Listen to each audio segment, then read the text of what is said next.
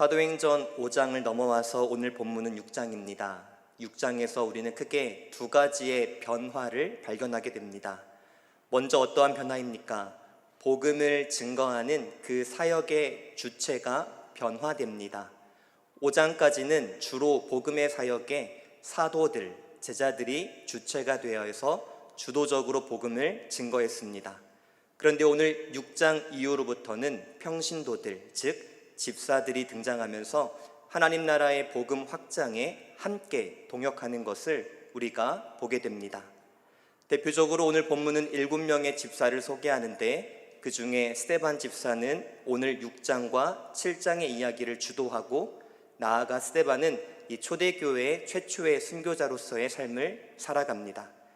또한 8장에 가보면 빌립이라는 사람이 등장하는데, 이 빌립은 하나님의 말씀이 예루살렘에만 머무는 것이 아니라 유대와 사마리아와 땅끝까지 이르러 증거하는 것에 중요한 역할을 하는 것을 볼 수 있습니다. 사랑하는 성도 여러분, 교회의 부흥과 성장은 어떻게 이루어지는 것일까요? 물론 하나님의 은혜가 강력하게 임해야 합니다. 또한 그 은혜를 받은 사람이 그 하나님의 열심을 닮아 사역할 때 이루어집니다. 그런데 그 사람은 강단 위에 소수의 몇 명, 즉 영웅적인 몇 명의 인물로 이루어지는 것이 아니라 모든 그리스도인들이 삶의 자리에서 복음으로 살아낼 때 비로소 교회와 나아가 하나님의 나라는 부흥하고 확장하게 된다라는 것이죠.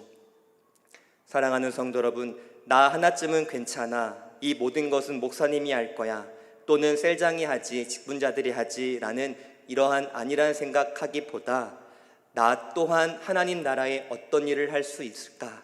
주님, 혹시 미약한 막대기 같은 존재이지만 나를 사용하신다면 주님 나를 사용하시옵소서라는 이러한 같은 마음을 가지고, 동역자의 마음을 가지고 우리가 함께 하나님의 나라를 섬기며 나아갈 수 있기를 간절히 소망합니다.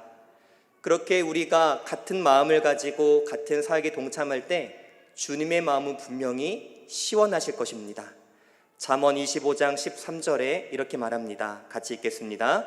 충성된 사자는 그를 보낸 이에게 마치 추수하는 날의 얼음 냉수 같아서 능히 그 주인의 마음을 시원하게 하느니라. 아멘. 우리 모두 충성된 자가 되어 나를 보내신 그 하나님의 마음을 시원하게 드릴 수 있는 우리 모두가 되기를 다시 한번 소망합니다. 6장에 들어와서 변화되는 두 번째가 있습니다. 두 번째는 오늘 1절 상반절 말씀에 등장합니다. 우리 본문 1절 상반절을 같이 읽겠습니다. 시작. 그때의 제자가 더 많아졌는데, 이전 말씀에도 무리가 많아졌다, 사람이 많아졌다라는 말씀이 등장하지만 이제 6장 1절에서는 무리라고 말하지 않고 그들을 제자라고 칭하게 됩니다. 사도들이 복음을 중심으로 사역합니다. 복음을 증거합니다. 그 복음을 들었더니 그 복음이 나의 삶의 전인격을 변화시켜서 점점 그리스도인들이 예수의 인격과 성품을 닮아가기 시작했다라는 것이죠. 사랑하는 성도 여러분, 우리 교회가 이런 모습 담기를 원합니다. 그저 허다한 무리가 아니라 예수의 생명을 품은 공동체, 그냥 팬이 아니라 제자로서 주님의 십자가를 붙조차 걸어가는 공동체, 그렇게 예수님의 인격과 성품, 그 복음의 불꽃을 품고 나아가는 우리 공동체가 되기를 진심으로 소망합니다. 이렇게 1장에서 5장을 거쳐서 6장 넘어오면서 크게 두 가지의 변화가 있다고 말씀드렸습니다. 복음 주체 사역이 이제 한 지도자, 사도들에게만 국한되는 것이 아니라 평신도들 모두에게도 확장되었고, 또한 그들은 이제 더 이상 무리가 아니라 이제 제자로서 칭함을 받게 되었다. 여러분, 아름답습니까? 아니면 아름답지 않습니까? 너무나도 아름다운 모습이죠. 그런데 누가는 초대교회의 아름다움만 소개하는 것이 아니라 조금은 연약한 모습도, 조금은 문제와 갈등도 있는 그대로 기록하고 있습니다. 그리고 우리에게 들려주고 있죠. 그 초대교회가 겪었던 연약한 모습은 무엇일까요? 오늘 1절 하반절에 이렇게 말합니다. 같이 읽겠습니다. 시작.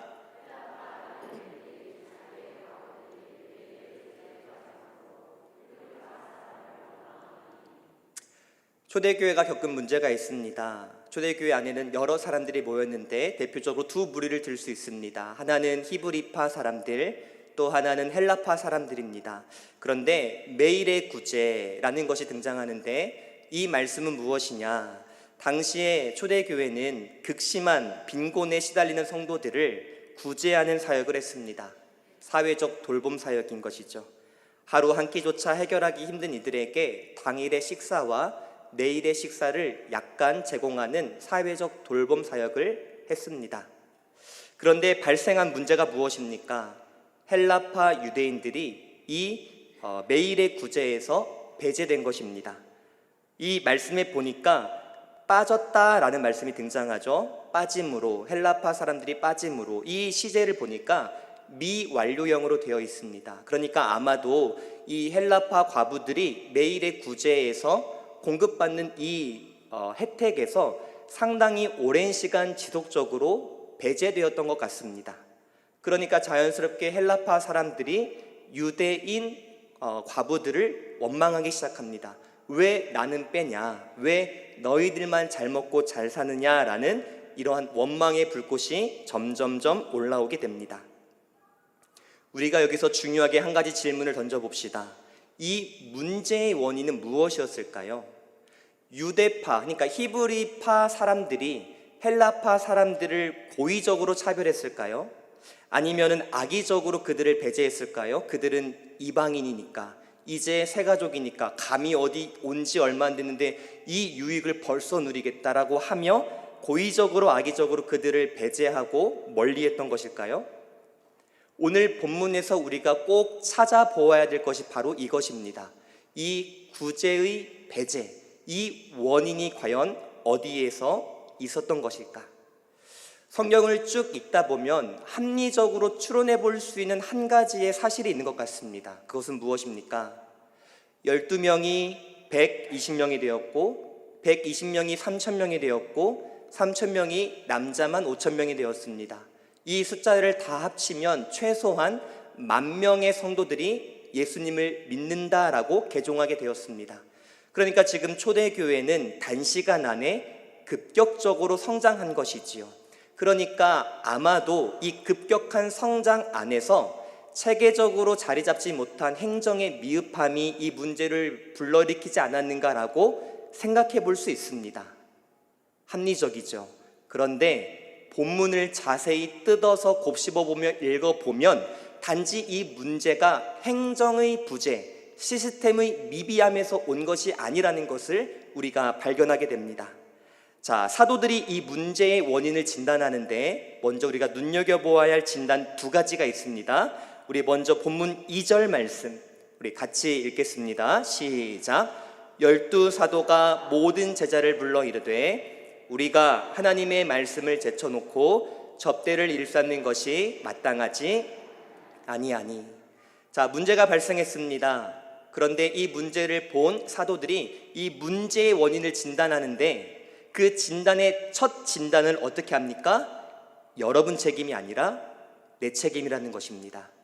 성도들 잘못이 아니라 여기에 있는 목회자의 책임이라며 그 책임을 타인에게 전가하는 것이 아니라 그 목회자가, 그 리더가 모든 책임을 다 껴안고 나의 책임입니다, 우리의 책임입니다 라며 나아갔다라는 것이죠.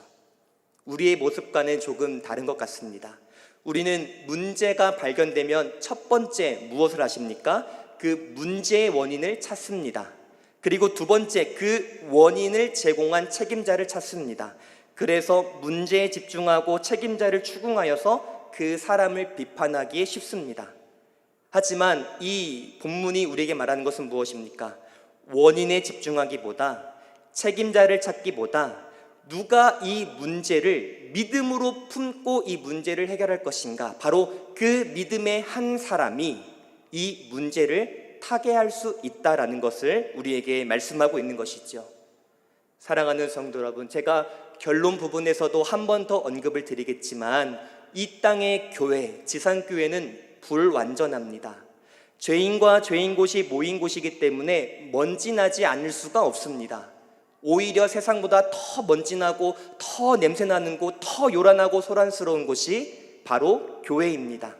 그런데 그때에 이 공동체 안에 문제가 발생했을 때에 여러분들은 비판하는 사람이 되겠습니까? 아니면 책임지는 사람이 되겠습니까? 바로 이 결정적인 선택이 교회를 허무는가 아니면 교회를 세우는가 그 기로가 된다라는 것을 우리 모두 다 기억하기를 소망합니다. 가능하면 비판보다 기도를 선택하시고 지적보다 기도에 반응하여서 우리가 공동체를 함께 세워나가는 데에 귀하게 쓰임받는 우리 모두가 되기를 다시 한번 진심으로 소망합니다. 또한 사도들의 문제 진단 두 번째가 있습니다. 저는 이 부분에 집중하기를 원합니다. 표면적으로는 단시간 안에 급격한 성장으로 인해서 그 시스템의 부재와 미비함이 이러한 문제를 발생했을 것이다 라고 충분히 이해할 수 있습니다. 그런데 오늘 사도들의 문제 진단을 2절에서 다시 한번 주목해 보겠습니다. 우리 2절 말씀 다시 읽겠습니다. 시작. 12사도가 모든 제자를 불러 이르되 우리가 하나님의 말씀을 제쳐놓고 접대를 일삼는 것이 마땅하지 아니하니. 사도들이 문제를 진단합니다. 첫 번째 진단은 내 책임입니다. 여러분의 책임이 아닙니다. 두 번째 진단은 행정 역량의 부족이 아니라 사도들이 자신들의 사명에 소홀한 결과, 즉 다시 말해서 사도들이 말씀과 기도에 집중하지 못한 영적인 흐트러짐이 바로 이 문제를 발생시켰다라고 말하고 있는 것이죠. 아니, 말씀과 기도의 부재가 어떻게 이 매일의 구제의 문제와 연결성이 있을까요? 우리가 그 부분에 집중하기를 원합니다. 사도들은 이 문제를 해결할 수 있을 것이라고 보았습니다. 왜요? 히브리파 이 과부들이 고의적으로 악의적으로 헬라파 유대인들을 배제한 게 아니거든요. 이것은 지극히 단순한 실수입니다. 그런데 여러분 주목해 보십시오. 이 단순한 실수가 지금 어떻게 확장되고 있습니까? 공동체적인 원망과 분열로 확장되고 있다는 거예요. 이것은 지금 초대교회 가운데에 어떠한 영적인 문제가 있다는 것입니다. 그것이 무엇일까요? 이 문제의 본질은 구제의 누락이 아닙니다. 행정 역량의 미비함이 아닙니다. 말씀과 기도의 결핍이 공동체의 원망과 분열을 야기시켰다라는 것이지요. 간단합니다. 복잡하게 생각하지 마십시오. 사실 문제는 큰 문제가 아니었습니다. 하지만 이 작은 문제를 우리가 작은 문제로 여기고 넘길 수 있을 만한 무엇이 부족했다? 은혜가 부족했다. 말씀과 기도가 충만하여서 우리 성도들이 말씀에 반응하고 은혜에 흠뻑 젖어 있다면 이 작은 문제는 커지지 않습니다. 하지만 이 문제가 커졌다라는 것은 이 말씀과 기도가 부족했고, 그래서 성도들은 말씀과 기도에 흠뻑 취하지 못하고 문제와 감정 가운데 집중하여서 살아갔다라는 것이지요.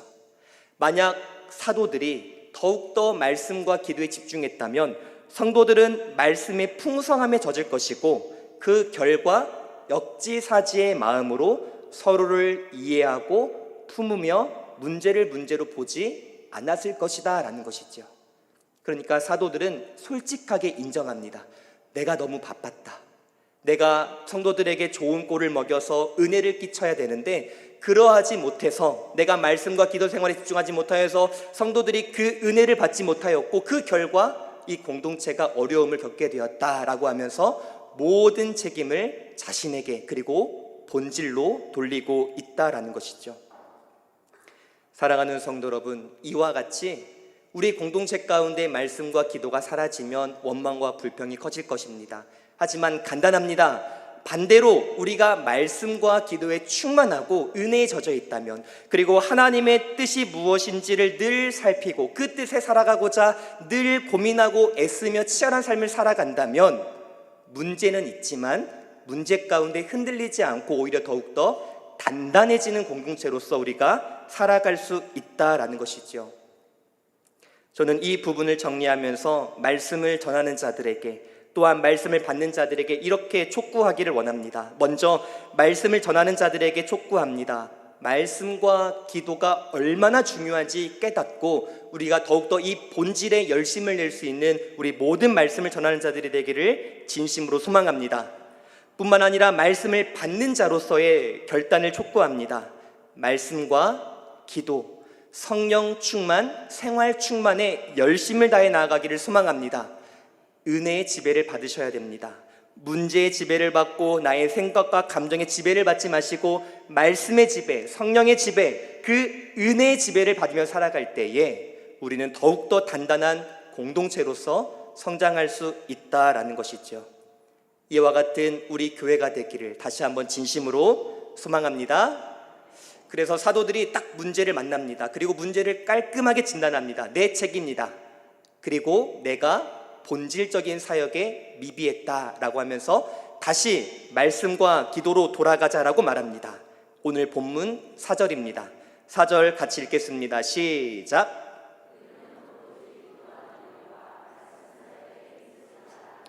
아멘. 우리가 다시 한번 본질로 돌아가서 이 말씀과 기도의 사역에 흠뻑 취할 수 있는 다시 한번 우리 공동체가 되기를 진심으로 소망합니다. 그러면 은혜만 있으면 모든 것이 되는 것일까요? 은혜만 있으면 시스템은 없어도 되고 행정 역량은 부족해도 은혜면 다 되는 것입니까? 실수면 은혜로 다 용서가 되는 것이고 다 해결되는 것입니까? 사도들은 그렇게 행하지 않았습니다. 균형을 가져갔습니다. 은혜도 필요하지만 구조와 시스템도 필요하다라는 이 두 가지의 균형을 가져갑니다. 은혜가 없이는 교회가 움직일 수 없습니다. 하지만 질서와 구조와 체계 없이는 그 공동체가 건강할 수 없습니다. 그래서 사도들은 이 두 가지를 균형 있게 만들어 갑니다. 이것이 바로 초대교회가 보여준 공동체의 운영 원리입니다. 하늘의 지혜와 땅의 지혜, 은혜와 구조라는 이 두 가지의 균형을 가지고 나아가는 것, 바로 이것이 교회의 아름다운 모습이다라는 것이죠. 그래서 사도들은 자신들은 말씀과 기도의 중심을 두되 자신들이 미흡했던 이 구제의 영역을 다른 이들에게 권한을 주어서 다시 그들을 세우기를 원합니다. 그래서 3절 이렇게 말하죠. 우리 3절 같이 읽겠습니다. 시작. 형제들아, 너희 가운데서 성령과 지혜가 충만하여 칭찬받는 사람 7을 택하라. 우리가 이 일을 그들에게 맡기고. 여러분, 이 문장을 그냥 넘어가기보다 한번 자세히 생각해 볼까요? 저는 종종 정말 그런 유혹을 많이 받습니다. 이렇게 지금 높은 자리라는 말이 좀 부족할 수 있지만 잘 표현이 좀 맞진 않겠지만 어쨌든 사람들에게 인정받고 어쨌든 리더의 위치에 있다 보니까 그 위치가 때로는 너무나도 많은 유혹을 줍니다. 마치 내가 다 할 수 있고 해야 하고 아랫사람들은 다 나를 따라야 되고 라는 이런 좀 유혹이 참 많습니다. 그럼 잘 보십시오. 다시 한번 방금 말씀 보여주시겠습니까? 우리가 이 일을 그들에게 맡기자. 이것은 자신의 권한을 넘긴 거예요. 여러분, 높은 자리에 올라가면 올라갈수록 죄인의 특징이 무엇입니까? 권한을 더 가지려고 하지, 더 닫으려고 하지, 이것을 주려고 하지 않거든요. 그런데 사도들은 이 권한과 책임을 나누어 줍니다. 죄인된 인간의 본성, 가지려고 하고 소유하려고 하고 닫으려고 하고 그래서 혼자서 권위를 누리려고 하지만 사도들이 보여준 모습은 가지려고 하지 않고 나누어 주려고 하고 높은 데 있으려고 하는 것이 아니라 낮은 데로 흘러가려고 하는 그 모습이 오늘날 우리 가운데 도전되어진다는 것이죠. 사랑하는 성도 여러분, 우리도 소유하려고 하기보다 나누어 주고 높은 자리에서 나의 권위를 가지려고 하기보다 오히려 그 권위를 나누어 줄 수 있는 이러한 아름다운 나눔의 공동체가 되기를 진심으로 소망합니다. 그래서 사도들은 자신의 권한을 나누어 줍니다. 그러면서 사도들의 업무를 분장하는데 그 결단에는 단지 행정의 지혜가 아니라 놀라운 신학적인 의미가 담겨져 있습니다. 그러니까 사도들이 자신이 할 수 없는 일들을 나누어 준다는 것은 단지 그냥 구조적으로 행정적으로 지혜로운 모습이 아니라 이 안에는 우리가 꼭 기억해야 될 신학적인 통찰력이 있다는 것이죠. 성경을 봅시다. 자, 1절에 보니까 어떤 단어가 등장합니까? 구제라는 단어가 등장하죠. 구제. 그때 제자가 더 많아졌는데 헬라파 유대인들이 자기의 과부들이 매일의 구제 동그라미. 자, 2절에 보니까 12사도가 모든 제자를 불러 이르되 우리가 하나님의 말씀을 제쳐놓고 접대 동그라미. 그리고 4절에 보니까 우리는 오로지 기도하는 일과 말씀 사역 동그라미. 자, 구제라는 단어, 접대라는 단어, 사역이라는 단어, 굉장히 다 다른 것처럼 보이지만 이 모든 단어는 동일한 한 단어에서 파생되었습니다. 즉 디아코니아라는 헬라어에서 파생된 단어인 것이지요. 그러니까 사도들이 업무를 분장할 때 이것은 지혜로운 방법이야라고 말한 것이 아니라 말씀과 기도를 하는 일이나 매일의 구제를 하는 일이나 설교하는 일이나 청소하는 일이나 이 모든 일은 하나님의 나라의 일이며, 즉 이 모든 일은 같은 일이고 같은 가치를 갖는 일이다라는 이러한 신학적인 통찰력 아래에서 업무를 분장하고 있는 것이죠. 사랑하는 성도 여러분, 교회를 세우는 힘은 바로 여기에 있습니다. 우리 모두가 하나님을 한 아버지로 모시고, 그리고 한 아버지 안에서 우리는 한 자녀임을 믿고, 우리가 그 아버지의 마음을 시원케 해드리고자 하는 그 같은 마음을 품을 때에 그 교회는 거룩한 공동체가 될 수 있다라는 것이죠. 사랑하는 성도 여러분, 말씀을 증거하는 일이나 또한 청소하는 일이나 기타 여러의 모든 일들은 주님 안에서 모두 다 가치 있고 귀한 일인 줄 믿습니다.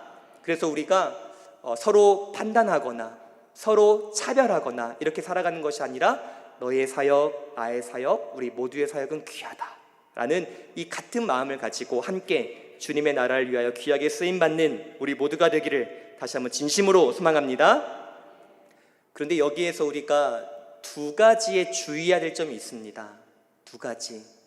첫 번째 주의할 점은 우리가 역사 속에서 배울 수 있는데, 중세시대의 교회사에서 몇 가지를 발견할 수 있습니다.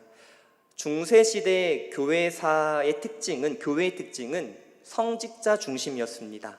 그래서 평신도들의 사역의 참여를 매우 제한했습니다. 그러다 보니까 성직자와 평신도를 철저하게 구분하였고, 그 결과 중세시대의 교회는 엘리트주의 또는 위계적인 교회 구조, 수직적인 교회 구조가 매우 강한 것이 특징입니다. 그 결과 교회는 소수에 의해서 움직이는 조직으로 전락하게 되었습니다. 이러한 위계적이고 엘리트주의의 구조를 타개하고자 나온 것이 개혁주의입니다. 종교개혁은 이 문제를 비판하면서 모든 성도가 하나님 앞에 동등한 사역자다라는 만인 제사장 사상을 회복하게 이릅니다.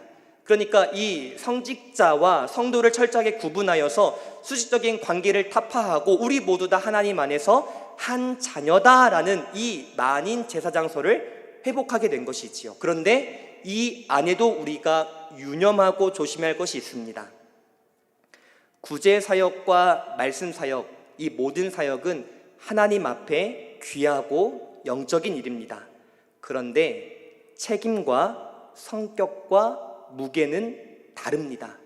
만약에 청소하는 사람이 잘못한 것과 여기서 말씀을 증거하는 사람이 잘못했다면 비록 그 잘못한 내용이 똑같다 할지라도 그 잘못에 대한 책임과 경중은 다를 것입니다. 그러니까 사역은 우리 모두 다 같이 하지만 그 사역에 차별은 없어야 하지만 질서는 있어야 되고 그 질서 안에 책임과 존중은 있어야 한다라는 것입니다. 따라서 우리는 이 두 가지의 균형을 잘 가져가야 합니다. 모두 다 사역자라는 마음을 갖되 질서와 책임, 그리고 그에 합당한 존중과 존경을 표하여서 우리가 나아갈 때에 교회가 비로소 건강하게 성장할 수 있다라는 것입니다. 우리가 이 두 균형을 가지고 하나님의 마음을 시원케 드릴 수 있는 공동체가 되기를 진심으로 소망합니다. 이제 사도들이 사람을 세우기 위하여서 몇 가지의 인선 기준을 제시합니다. 우리 3절 말씀 같이 읽겠습니다. 시작. 형제들아, 너희 가운데서 성령과 지혜가 충만하여 칭찬받는 사람 7을 택하라. 우리가 이 일을 그들에게 맡기고. 아무나 뽑을 수 없겠죠. 누구나 할 수는 있지만 아무나에게 일을 맡길 수 없습니다. 왜 그렇습니까? 하나님 나라의 일이기 때문입니다. 그래서 사도들은 몇 가지의 기준을 제시합니다. 첫 번째 기준은 성령이 충만한 사람입니다. 이 말을 의역해보고 쉽게 설명을 드리자면 성령 하나님의 특징은 모든 것을 하나로 연결시키시는 사역입니다. 그리고 이 성령의 사역, 즉 성령의 충만함을 입은 성도들은 균열난 공동체, 그렇게 상처받은 공동체를 다시 하나로 봉합하는 특징이 있다는 것이지요. 그러니까 여기서 성령과 지혜가 충만한 사람이다라는 것은 무슨 말이냐? 즉 그 사람을 통하여서 그 사람이 속한 공동체가 균열되는 것이 아니라 하나 되는 공동체를 맛보았다면, 그 열매가 있다면 그 사람을 선발하라라는 것이죠. 두 번째, 지혜가 충만한 사람이란 어떤 사람일까요? 이것은 실제적인 문제를 해결할 수 있는 유능한 사람을 말합니다. 지금 초대교회 안에는 구제의 문제가 발생했습니다. 그러면 평소에 이 구제 문제에 관심을 갖고 있거나 아니면 사회에서 이 경험을 해본 사람이라면 이 문제에 접근이 더욱더 쉽겠죠. 그 상처를 공감하고 문제를 분석할 뿐만 아니라 적절한 해결 방법을 제시할 수 있는 지혜롭고 유능한 사람을 뽑아라 라는 것입니다. 뿐만 아니라 세 번째 기준은 무엇입니까? 칭찬받는 사람, 즉 하나님과의 관계가 좋은 사람, 공동체와의 관계가 좋은 사람 뿐만 아니라 개인과 개인 간의 관계가 좋은 사람, 그 관계가 좋은 사람을 뽑으라 라는 이 세 가지의 기준을 열거합니다.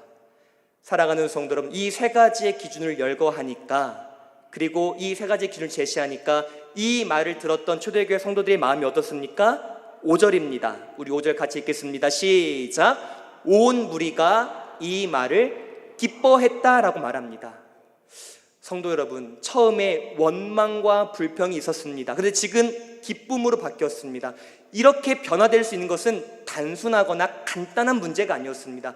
여기까지 오기까지 얼마나 많은 일들이 있었습니까? 먼저 사도들이 힘들지만 자신의 책임으로 다 돌리고 자신의 부족함을 솔직하게 인정하고, 또한 현실적인 탓을 하기보다 먼저 영적으로 진단하고, 뿐만 아니라 자신들의 기득권을 내려놓는 이 겸손한 태도, 뿐만 아니라 모든 사람들이 납득할 만한 인성 기준을 제시함, 이러한 수많은 역경과 고통과 눈물과 자기 부인과 내려놓음과 실제적인 지혜와 명철함을 제시하니까 이러한 놀라운 감정의 변화가 있었다라는 것이지요. 사랑하는 성도 여러분, 기쁨, 당연한 것 같지만 이 기쁨을 위하여서는 누군가는 눈물로, 누군가는 상처로, 누군가는 번민과 고뇌로 나아가기에 오늘날 우리가 평안과 기쁨을 누릴 수 있게 되는 것이죠. 이러한 사도들과 성도들의 헌신, 이 헌신의 아름다움이 성도들의 어울림이 되었고 그 울림이 되었고 비로소 공동체는 하나가 되었다라는 것을 우리가 보게 됩니다. 사랑하는 성도 여러분, 우리 교회 너무나도 아름답고 하나 되어 나아가는 모습으로 소망합니다. 여기에서 한 가지 더 집중하고자 하는 것이 있습니다. 앞에서는 약간 초점이 사도들에게 맞추어져 있습니다. 사도들이 인정하고 성령의 이름에 공통점이 있습니다. 모두 다 헬라식의 이름이라는 것입니다. 모두 다 헬라인입니다. 사도들은 집사를 뽑을 때 인선 기준만 제시했지 하면서 자리를 갖고 싶고 높아지고 싶은 이 욕구를 이 히브리파 과부들이, 성도들이 내려놓았다. 중요한 것은 무엇이냐면 내가 구제의 책임자의 자리에 올라가겠다, 그것이 아닙니다.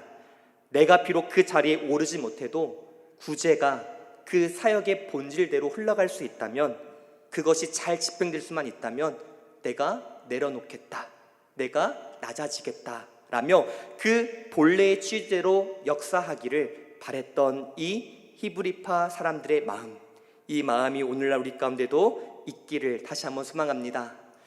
여러분, 아름답지 않습니까? 문제 없는 교회가 아름다운 것이 아니라 문제는 있지만 그 문제 가운데 믿음으로 품고 나아가는 공동체, 흔들리지 않는 공동체가 아름다운 것이 아니라 흔들리지만 이 흔들림 안에서 더욱 단단해지고 끈끈해지는 공동체, 그 공동체가 바로 아름답고 건강한 공동체다라는 사실을 우리가 기억할 수 있기를 소망합니다. 성령의 충만한 교회는 성령께서 하나 되게 하신 것을 힘써 지키는 교회입니다.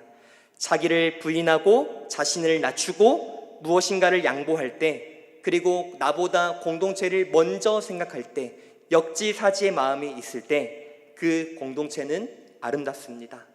예수님께서 낮아지셨습니다. 그래서 우리가 높아졌습니다. 따라서 우리가 지금 낮아진다면 교회는 높아질 것입니다. 우리 모두 다 예수께서 낮아지신 그 방향으로 우리 모두 또한 더 깊이 더 넓게 낮아질 수 있는 우리 모두가 되기를 진심으로 소망합니다. 이렇게 공동체는 위기를 맞았지만 사도들은 문제의 본질을 꿰뚫고 대처 방안을 세웁니다. 그 결과 이 초대교회는 아름다운 세 가지의 변화가 등장합니다. 우리 7절 말씀 같이 읽겠습니다. 시작. 하나님의 말씀이 점점 왕성하여 예루살렘에 있는 제자의 수가 더 심히 많아지고 허다한 제사장의 무리도 이 도에 복종하니라. 아멘. 이 놀라운 세 가지의 변화가 찾아옵니다. 첫 번째, 초대교회 안에는 하나님의 말씀이 더욱더 흥왕하였습니다. 여기서 흥왕했다라는 말씀은 단지 설교 시간이 길어졌다라거나 성경 공부 모임이 많아졌다라는 것을 의미하지 않습니다. 이 흥왕이라는 말에 내포되어 있는 내적인 의미는 말씀의 영향력이 교회에서만이 아니라 삶까지 확장되었더라라는 것을 의미합니다. 그러니까 내가 말씀을 듣고 그 말씀을 따라 살아가겠노라라는 이 결단과 헌신이 교회에서만 제한되는 것이 아니라 삶 속에서 보이지 않는 곳에서 은밀한 곳에서까지 말씀의 영향력과 지배를 받아 살아가고자 하는 그 몸부림이 확장되는 변화가 있었다라는 것이죠. 뿐만 아니라 두 번째 결과는 무엇입니까? 제자의 수가 많아졌습니다. 무리의 수가 많아진 것이 아니라 팬이 많아진 것이 아니라 제자의 수가 많아졌습니다. 그냥 이들은 허다한 무리가 아닙니다. 예수 생명을 소유한 자들, 예수의 발동이 걸린 자들, 그 진짜 예수의 그 십자가의 사랑과 그 은혜를 마음껏에 품고 살아가는 자들이 더욱더 많아졌다라는 것이죠.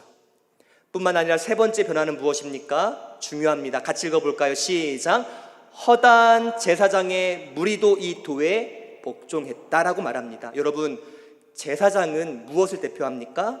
당시 제사장들, 예수님을 핍박했던 대표성의 원리를 갖고 있습니다. 이것을 오늘날로 굳이 적용해보고 조금 넓게 해석을 해보자면, 오늘날 사탄의 세력은 우리 교회를 무너뜨리려고 많은 술수와 계략을 가지고 우리를 공격하겠지만, 우리가 본질 앞에 설 때에, 말씀 앞에 설 때에 그 사탄의 계략도 결국 복음 앞에, 말씀 앞에 무너지게 될 것이고, 비로소 교회는 더욱더 힘차게 나아가게 될 것이다. 즉 하나님께서는 이 교회를 무너뜨리는 것이 아니라 더욱더 단단하게 하실 것이다 라는 것을 우리가 보게 되는 것이죠. 우리가 말씀에 집중할 때에, 기도에 집중할 때에, 문제가 아니라 은혜에 집중할 때에 이러한 놀라운 변화가 우리 가운데 있음을 꼭 기억할 수 있기를 간절히 소망합니다. 말씀을 간단하게 정리하고자 합니다. 사랑하는 성도 여러분, 우리 신앙의 선배들은 이 지상교회를 전투하는 교회로 표현했습니다.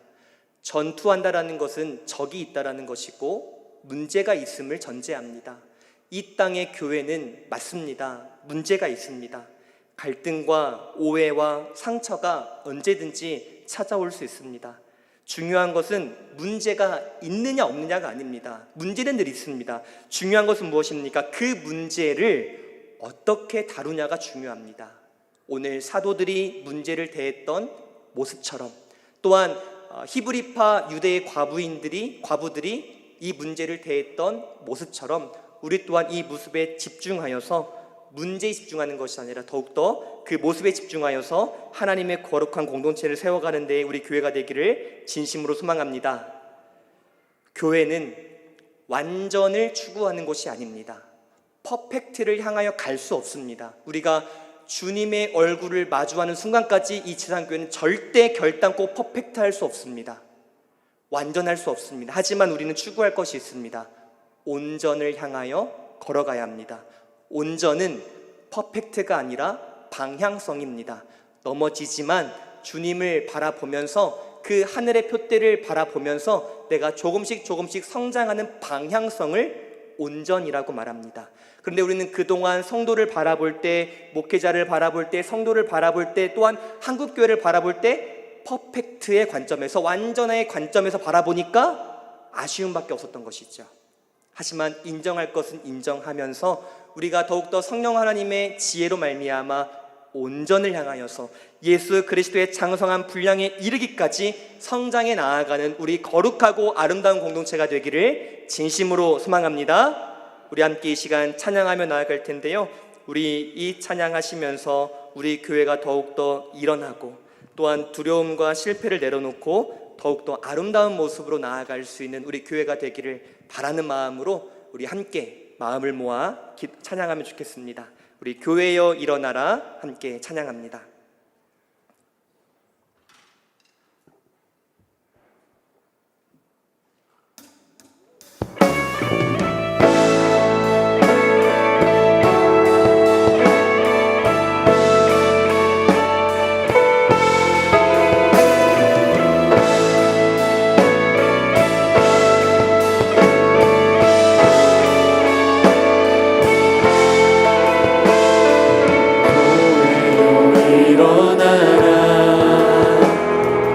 주께서 부르시니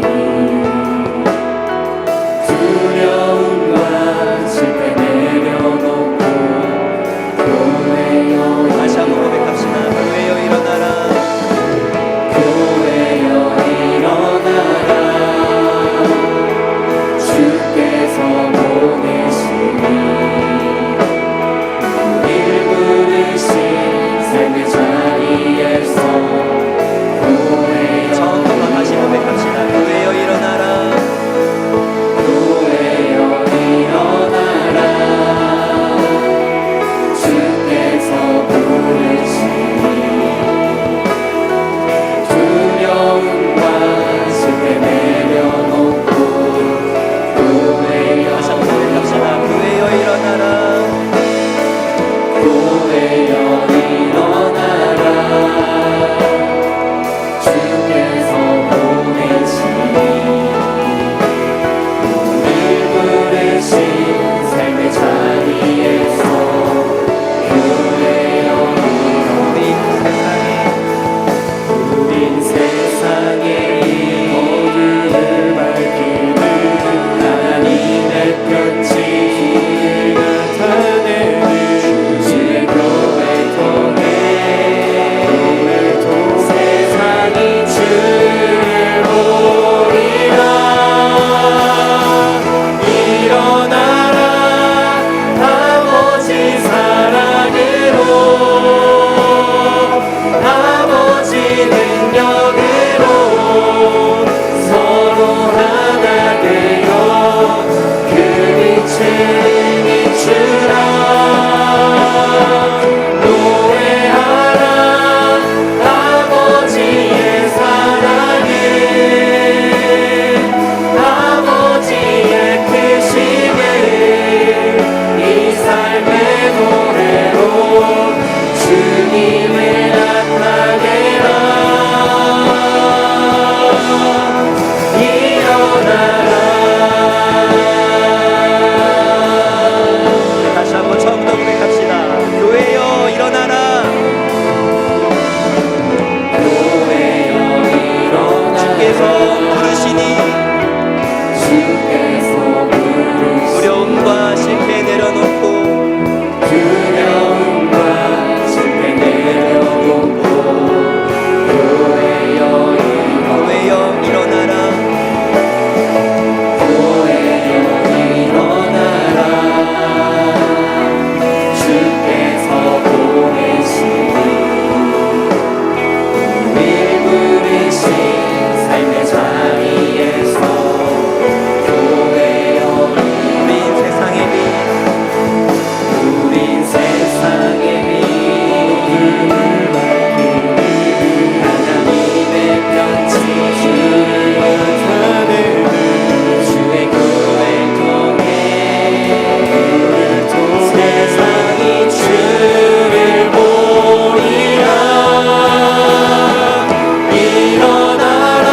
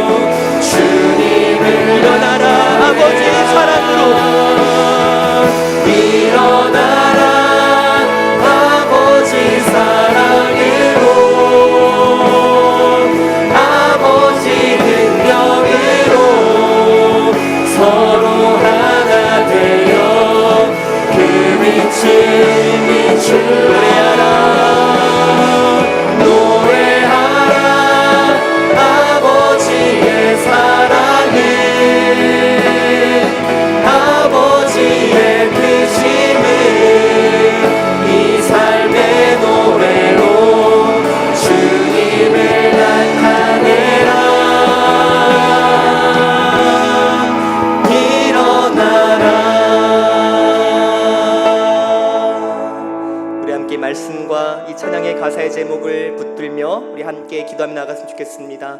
우리 함께 일어나기를 원합니다. 더 이상 상처와 두려움과 실패에 얽매이는 것이 아니라 다시 한번 주님의 은혜, 주님의 능력으로 일어나서 다시 한번 우리 교회가 더욱더 하나 되기를 원하며, 또한 그 하나됨을 통하여서 주님의 영광을 드러내며 무엇보다 주님의 마음을 시원케 드릴 수 있는 우리 교회가 되게 해달라고, 내 자신이 되게 해달라고 우리 시간에 주님의 이름으로 함께 기도하며 나아갑니다. 주여,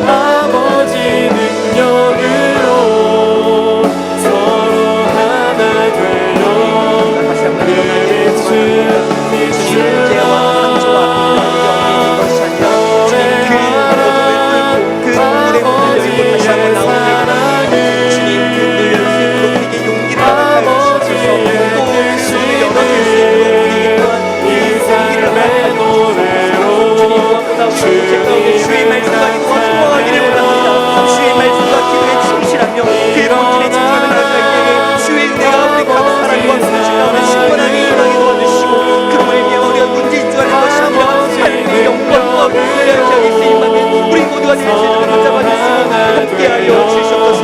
주님, 우리 공동체가 이런 하나님의 오른손에 같이 소망합니다. 때로는 상처가 있고 문제가 있고 실수가 있을 수 있지만 주님, 그로 말미암아 우리 더욱더 이해할 수 있고 공감할 수 있는 기회로 삼게 하시고, 그 기회가 우리를 더욱더 성장케 하시며, 또한 그 기회가 우리 교회로 말미암아 더욱더 하나님의 원수를 대하며 교회를 쓰임받을 수 있도록 주님 붙잡아주시고 함께하여 주시옵소서. 우리 교회를 통해 세상의 주를 보기를 간절히 축원합니다. 다시 한번 일어나게 도와주시고 주님을 찬양하게 도와주시고 다시 한번 주님의 영광과 능력이 쓰임받는 우리 교회가 될 수 있도록 잡아주시고 함께하여 주시옵소서. 주님, 우리가 내려놓기를 원합니다. 나의 욕심과 나의 차원함과 나의 이기심을 내려놓기를 원합니다. 남들에게 인정받고자 하는 그 자리의 욕심을 내려놓기를 원합니다. 나보다 복음이 변할 수만 있다면 그 복음을 나를 내려놓게 도와주시고, 그 복음과 주 예수 그리스도의 생명이 드러날 수만 있다면 그 삶을 내려놓게 도와주시고, 오직 그 복음의 복음대로 쓰여질 수 있도록, 복음의 복음대로 흘러갈 수 있도록 주님께 본질 앞에 신받을 수 있도록 우리가 살아갈 수 있도록 잡아주시고 함께하여 주시옵소서.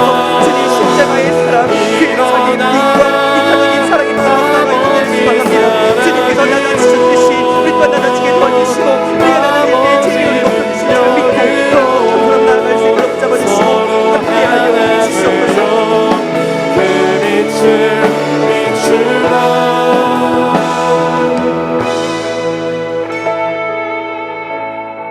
주님, 감사합니다. 우리에게 이렇게 아름답고 귀한 공동체를 허락하심에 감사합니다. 나에게 이렇게 아름다운 쇠를 허락하심에 감사합니다.